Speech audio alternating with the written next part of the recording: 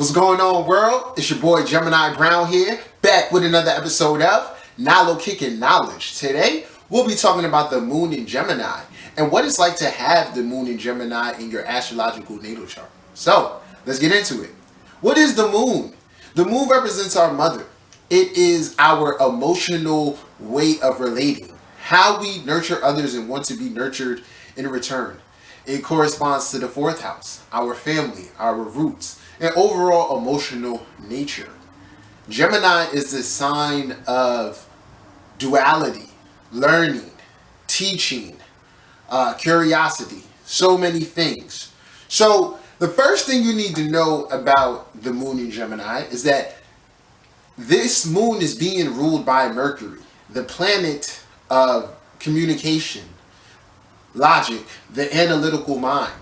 So when you have the planet of emotions and emotionally relating, you have someone who is seeking emotional understanding of their inner world, okay? Or logical explanation towards their emotions. So just like Virgo moons, when Gemini moons have a problem, they are, or when they feel some type of major emotion, they're thinking themselves through that. Why do I feel this way? Why did this incident occur that made me arrive here? So what you'll find here is that the moon sign is really is our inner selves. And I would say all the mutable moons have a loud inner self, but Gemini might be the loudest. So with this being ruled by Mercury, it's a chattery inside, okay, an inside self. So what naturally this leads to a person who thinks a whole lot, and they can overthink situations, and their emotional balance can be disturbed by overthinking things. So with the moon also representing or giving indication to our past life selves, this is someone who within the past has related towards others as somewhat of a superficial level.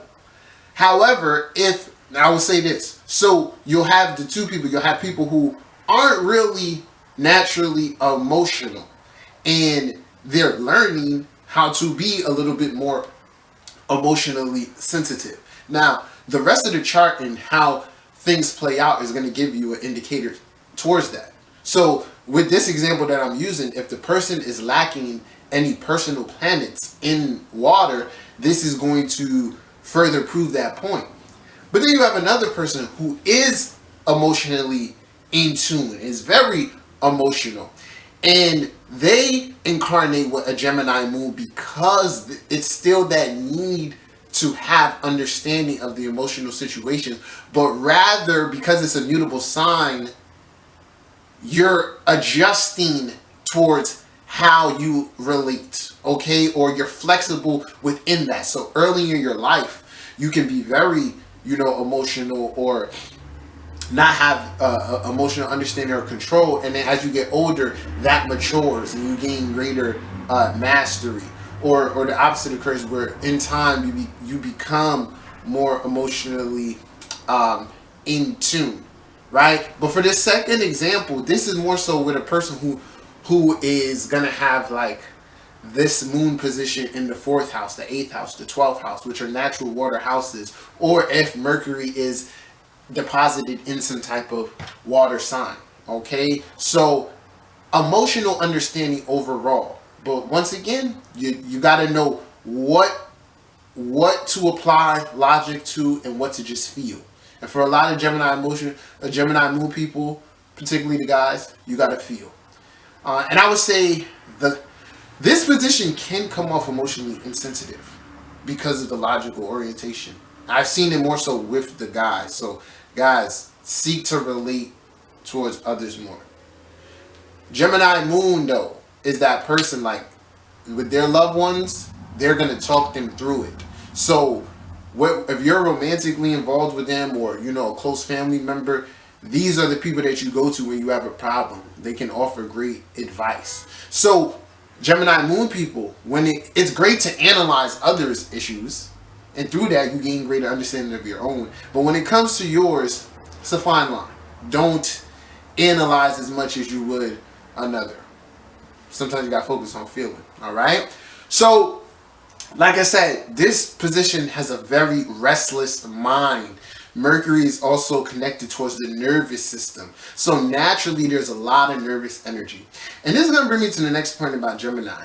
Where I like to call this position triple double no assist. Because Gemini in general is like a sign of entrepreneurship, versatility, and these type people, Sun, Moon, Venus, have capabilities of doing everything. They have a desire. So if they're making a movie, they want to direct it. They want to write it and all of that. I.e. Tyler Perry, who I know is a Virgo, still Mercury rule. But anyway, yeah, Gemini moons tend to want to do everything. And it stems from this inner restlessness. Okay? Now, what happens here is that Gemini moons, they end up scattering their energy and not really ever mastering one particular thing. So these are people, especially like say you have this Gemini moon with like some Capricorn energy, great capacity to work. So this Gemini moon can end up being wealthy if things work out in its favor because of that entrepreneurial spirit, because of the willingness to learn. But they do need to know at some point, okay, I can't possibly do everything that I'm interested in. I need to focus on one particular thing. So Gemini moons, this is, and more than likely, this is coming from a past life of the same pattern and not completing things. Okay? So focus on becoming a master and don't become too scattered. Right? Now let's talk about the relationship with the mother for Gemini moons. And you know, I made this understanding or connection early on in my astrology, career. People who are born with Gemini moons typically are born to mothers who are teen, like the mom is a teen parent at the time of the child's birth. And what this indicates is that the mom is still a kid herself. There's a youthfulness, but she's learning. Motherhood for her is a learning experience. So when it comes to the Gemini moon, understand this all about your parents. They literally are approaching motherhood in their best logical way. So they're going to do the things that they believe is right for you. So you really, for the Gemini moon, look at your parents' Neptunes and see what they really idolize. And what they idolize, they will logically structure or nurture you in that way. So if they think education is important, they may not give you a lot of emotional support, but the education will be taken care of. So mom is learning. Normally, like I said, a teen parent. So then another Gemini moon person is going to view mom as a friend. Like they have a great relationship or a friendly relationship with mom. And then, so now granted, from my experience in astrology and psychology and understanding, people need to be nurtured. They need to view their parents as parents. We don't need our parents to be our friends. So what happens is Gemini moon person feels like their parent is their friend, but then that also leads towards them the mom not necessarily being a traditional mom, or just not nurturing the person to how they need it. But then there'll be other scenarios where, so Gemini would indicate open communication with mom. If other aspects conflict, it's the opposite. You don't tell your mom shit. So, very interesting position. Like I said, it's mutable, so it's a toss-up. But overall, this person, the holder of the Gemini moon, is eternally young. They age well, and they themselves approach parenthood with that youthful energy and are very big on communication with their kids and learning. Okay, so Gemini moons, regardless of their circumstances, typically make good parents. Okay, so like I said, when it comes, then we want to look at Gemini moon in the realms of partnership, right? What I find with Gemini moons, and this is more of my SYNASTRY knowledge overall, is that Gemini moons are attracted to Gemini energy, particularly the suns, like moths to a flame. This now, other factors in the chart will show you this, but there's an unfulfilled nature about the Gemini moon person, because they've done a lot but never enough on one thing. So typically they attract partners who represent some type of success that they wish to obtain, and overall they're supposed to learn from their partners. So they can do well with other Gemini types, Sagittarius types. Okay, I like Gemini and Cancer energy in general. So other factors will permit, but it can work out well. But yeah, this is not Venus and Gemini, people. The Gemini moon can be loyal, but they need stimulation. They need, yeah. And like I said, if they get a partner who appeases their need for intellectual stimulation to learn, to experience an adventure, this Gemini moon can definitely be in a stable partnership for a while. Okay, and then I will make this note that I've seen also with weight.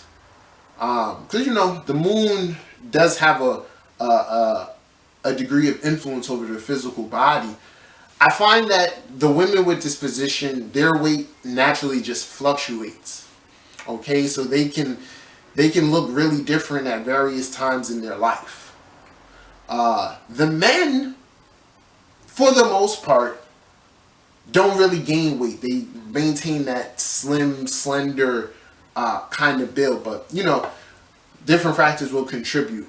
But overall, fluctuating weight.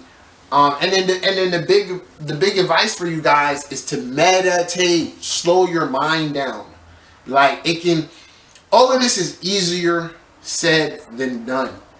But if you are Gemini moon out there and you meditate, please comment, let them know how powerful that is for the mind. Tell them about, I understand the inner chatter. Virgo moon here, Mercury ruled. Meditation works wonder for you. Okay, so don't overthink things. Seek to master and gain emotional understanding of how you relate to others emotionally and all of that. All right. So y'all, it's my interpretation of the Gemini moon. Feel free to chime in. Let me know what you think. If you haven't subscribed to my channel, you can do so now. If you need a reading, click the description link, send me an email, and we'll set something up. So next time, peace.